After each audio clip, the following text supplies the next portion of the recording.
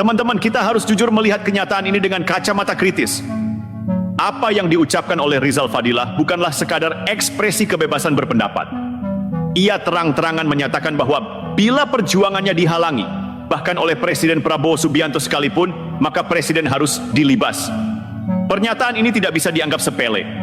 Ia bukan sekadar kritik, melainkan ancaman yang bernuansa provokatif, penuh emosi, dan syarat ajakan yang bisa membakar massa.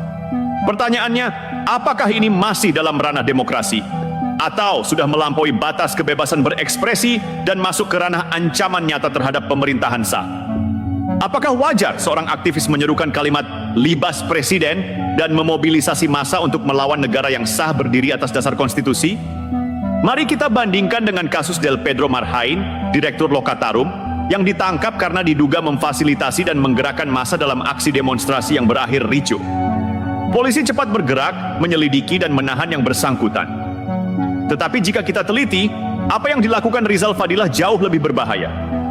Ia bukan hanya memfasilitasi, melainkan menghasut secara terbuka, mengajak mahasiswa, purnawirawan, santri, ulama, dan masyarakat untuk bangkit melawan. Ia bahkan menyebut Presiden Prabowo secara eksplisit sebagai target dilibas jika menghalangi. Inilah titik kritisnya.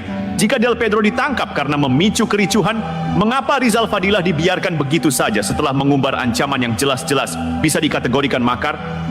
Apakah negara ini akan menutup mata terhadap provokasi terbuka yang berpotensi menggoyahkan stabilitas nasional?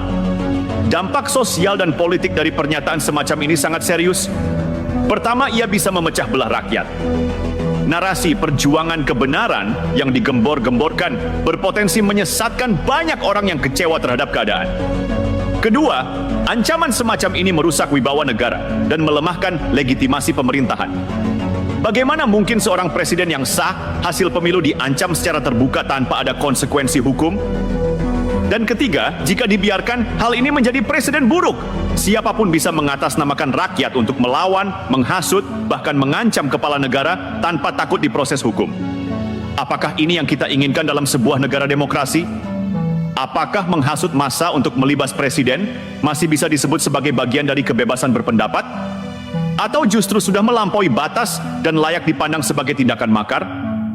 Karena itu, saya tegaskan, bukan hanya Del Pedro Marhain yang perlu diperiksa, tetapi Rizal Fadilah pun pantas dipolisikan.